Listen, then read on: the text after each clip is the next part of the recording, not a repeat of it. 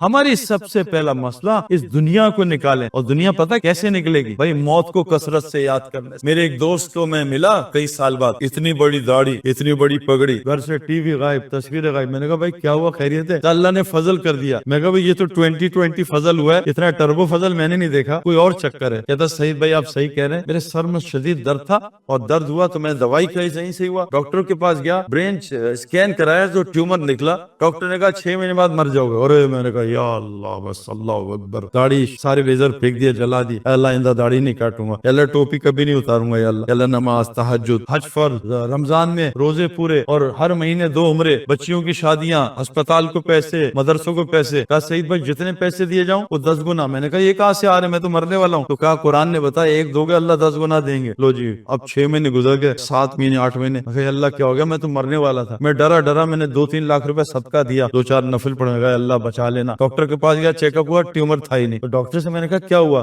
کہا اس نے جا کے چیک کیا، کہا تمہاری رپورٹ کسی سے مکس ہو گئی تھی، تمہیں ٹیومر تھا ہی۔ اللہ نے انسان بنانا تھا، موت اندر ڈال دی۔ میرے پیارو ہم موت کو بھول گئے۔ تو حضور صلی اللہ علیہ وسلم نے کیا فرمایا؟ جو دن میں 25 دفعہ موت کو یاد کرے گا اس دن مر گیا، اللہ شہیدوں کی موت اس کو دے گا۔ موت کو کثرت سے یاد کرنے سے دل کا رست اترتا ہے، دل رست ہو جاتا ہے جیسے لوہے کو پانی لگنے سے۔ اس کا رست کیسے اترتا ہے؟ موت کو یاد کرنے سے اور قرآن کی کثرت سے تلاوت کرنے سے۔